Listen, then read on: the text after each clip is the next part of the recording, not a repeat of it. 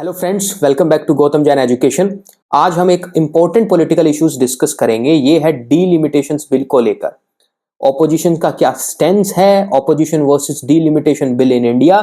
India block ने इसको oppose करने का डिसीजन लिया है। इशू सिर्फ बिल का नहीं है, सिस्टम का है।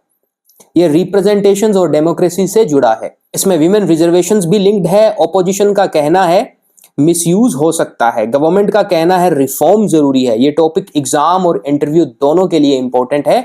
चलो इसको डिटेल में समझते हैं। देखो, डीलिमिटेशंस का क्या मतलब है। It refers to process of redrawing electoral constituency boundaries based on population changes. It ensure equal representation in India. इसका मतलब यहां पे आप ये समझ सकते हो कि डीलिमिटेशंस का मतलब है जो बाउंड्रीज है उसको रीड्रॉ करना। जो डीलिमिटेशन कमीशन ऑफ इंडिया के द्वारा होता है ये पॉपुलेशन के बेसिस पर होता है ताकि हर एमपी को इक्वल रिप्रेजेंटेशंस मिल सके। ओके, ये एक कॉन्स्टिट्यूशनल प्रोसेस है। ये एक कॉन्स्टिट्यूशनल संवैधानिक प्रोसेस है। ये कॉन्स्टिट्यूशनल प्रोसेस है। इंडिपेंडेंट बॉडी हैंडल इसको करती है। इससे डेमोक्रेसी स्ट्रांग होती है। लास्ट मेजर डीलिमिटेशन 1971 में हुआ था। लास्ट डीलिमिटेशन कमीशन, अभी तक डीलिमिटेशन नहीं हुआ है, तब से फ्रीज ही चल रहा है। अब 2026 के बाद चेंज एक्सपेक्टेड है और यही कंट्रोवर्सी जो हो रही है उसका मेन रीजन है। यहां पे आप एक मैप में देख सकते हो पार्लियामेंट्री कॉन्स्टिट्यूएंसी के बारे में, किसको कितनी सीट्स हैं। ये इशू न्यूज में तब आया दोस्तों जब बिल प्रपोज हुआ। गवर्नमेंट विमेन रिजर्वेशन बिल लाना चाहती है, राइट, लेकिन उसको डीलिमिटेशन से लिंक किया गया है। जो प्रपोज्ड कॉन्स्टिट्यूशन अमेंडमेंट बिल है उसको विमेन रिजर्वेशन बिल से लिंक किया गया है। ऑपोजिशन को यही प्रॉब्लम है। उनका कहना है ये एक ऐसी पॉलिटिकल स्ट्रेटेजी है, इसको डायरेक्ट इंप्लीमेंटेशंस करो। जो विमेन रिजर्वेशन है उसको आप डायरेक्ट इंप्लीमेंटेशंस करो। ओके, डीलिमिटेशन को इसके साथ लिंक क्यों कर रहे हो। सेंसस भी अभी क्लियर नहीं हुआ है, फिर भी फ्यूचर प्रोसेस लिंक किया गया। ये डाउट क्रिएट करता है। इसी वजह से दोस्तों ऑपोजिशन यूनाइट हुआ है कि ऑपोजिशन लीडर्स जिन्होंने प्रेस कॉन्फ्रेंस की है, मल्लिकार्जुन खड़गे, Rahul Gandhi, Jairam Ramesh, they represent the India block और ये इनको अपोज कर रहे हैं।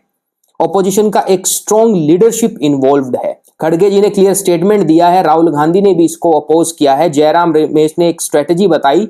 ये सब इंडिया ब्लॉक का पार्ट है। मल्टीपल पार्टीज यूनाइटेड है against the BJP, TMC, DMK, आप भी इन्वॉल्व हैं। ये एक कलेक्टिव ओपोजिशन है, इंडिविजुअल नहीं, ग्रुप डिसीजन है। इससे इशू का इंपॉर्टेंस समझ में आता है, राइट। सबसे बड़ा जो एलिगेशन है वो पॉलिटिकल मोटिवेशन का ही है। ऑपोजिशन एलेज करती है कि ये बिल एक पॉलिटिकली मोटिवेटेड बिल है। They claim it aims to weaken the opposition parties. Opposition party को वीक करने के लिए ये बिल बनाया गया है। ये न्यूट्रल रिफॉर्म नहीं है, इलेक्शन को इन्फ्लुएंस कर सकता है, पावर इम्बैलेंस क्रिएट हो सकती है, इससे ऑपोजिशन वीक हो सकता है, ये डेमोक्रेसी के अगेंस्ट हो सकता है। टाइमिंग भी सस्पिशियस इसमें लग रही है, इसलिए स्ट्रॉन्ग रिएक्शन आ रहा है from the opposition party. Okay, यहां पे जो जेरीमैंडरिंग है, Rahul Gandhi use this term gerrymandering, that is manipulation of boundaries to favour a party. मतलब बाउंड्रीज को मैनिपुलेट करना ताकि इलेक्शन रिजल्ट इन्फ्लुएंस हो। ऑपोजिशन को यही डर है कि कॉन्स्टिट्यूएंसी इससे अनफेयर बन सकती है, वोट की वैल्यू चेंज हो सकती है। जैसे कि जो पॉपुलेशंस है बेस्ड डीलिमिटेशंस में, मान लो नॉर्थ स्टेट है इंडिया का, ये जो नॉर्थ का हिस्सा है यहां पर हो सकता है कि पॉपुलेशन ज्यादा है, यहाँ पे पॉपुलेशन ज्यादा होने की वजह से यहाँ सीट ज्यादा हो गई और साउथ के अंदर कम हो गई, तो इससे अनफेयर एडवांटेज मिल सकता है रूलिंग पार्टी को। ओके, इसका मिसयूज वर्ल्ड में भी हुआ है और इंडिया में भी इसका फेयर है, इसलिए ऑपोजिशन का एक स्ट्रॉन्ग रिएक्शन है अगेंस्ट दिस पर्टिकुलर बिल। अगर सीट पॉपुलेशन से डिसाइड हुई तो नॉर्थ को तो ज्यादा सीट मिल जाएगी, ऑपोजिशन का कहना है, और साउथ का इन्फ्लुएंस कम हो जाएगा। ये अनफेयर लगता है, इसीलिए फेडरल बैलेंस डिस्टर्ब हो सकता है। जो संघवाद है, कोऑपरेटिव फेडरलिज्म क्या होता है दोस्तों। कोऑपरेटिव फेडरलिज्म का मतलब होता है जहां सेंटर और स्टेट के पास इक्वल पावर हो, एक तरह से इक्वल पावर हो। ओके, सेंटर अपने स्फीयर में स्ट्रांग है, स्टेट अपने स्फीयर में स्ट्रांग है। कोई भी जैसे सेंटर है वो स्टेट को मैसिवली कंट्रोल नहीं कर सकता, राइट। यही होता है संघवाद, इसी से लोकतंत्र में सरकार सही से चलती है, सुशासन होता है। तो यही ऑपोजिशन का मेन कंसर्न है कि इससे फेडरल इंबैलेंस होगा। इंडिया एक फेडरल कंट्री है, सब स्टेट को इक्वल रिप्रेजेंटेशंस है। ये जो बिल है ये इंबैलेंस क्रिएट कर सकता है, ये फियर है ऑपोजिशन का।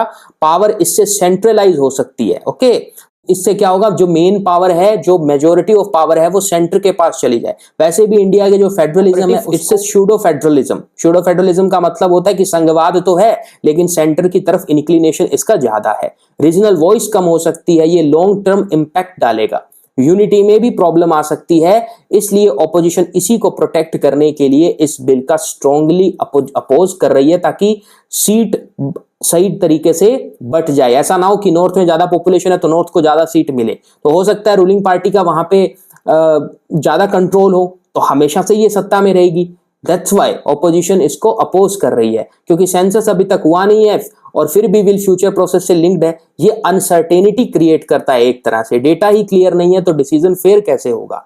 ऑपोजिशन इस पॉइंट को हाईलाइट कर रही है, ट्रांसपेरेंसी मिसिंग लग रही है, प्लानिंग भी इनकम्प्लीट है, इसीलिए इस रिस्की अप्रोच के अगेंस्ट में आप कह सकते हो आवाज उठाई जा रही है। ऑपोजिशन का यह कहना है कि वो वुमेन रिजर्वेशन जो पार्लियामेंट में मिलती है उसके फेवर में है, बट इसको डीलिमिटेशन के साथ लिंक ना किया जाए, इसको डायरेक्ट इंप्लीमेंट किया जाए।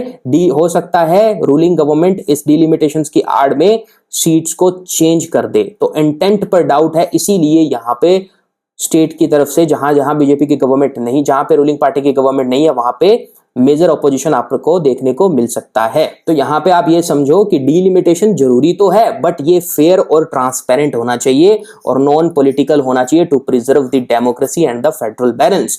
तो यहां पे ट्रांसपेरेंसी जो है वो सबसे इंपॉर्टेंट है, पॉलिटिकल मिसयूज इसका नहीं होना चाहिए, फेडरल बैलेंस मेंटेन होना चाहिए, डेमोक्रेसी प्रोटेक्ट होनी चाहिए। आपने देखा होगा सुप्रीम कोर्ट की जजमेंट के अकॉर्डिंग फेडरलिज्म कॉन्स्टिट्यूशन का एक तरह से अभिन्न हिस्सा है, राइट। जब हम बेसिक स्ट्रक्चर की बात करते हैं तो फेडरलिज्म बेसिक स्ट्रक्चर में आता है, इसको तोड़ा नहीं जा सकता। तो डेमोक्रेसी प्रोटेक्ट होनी चाहिए, ऑपोजिशन इसी बात पर स्टैंड है, ये इशू ही फ्यूचर डिसाइड करेगा।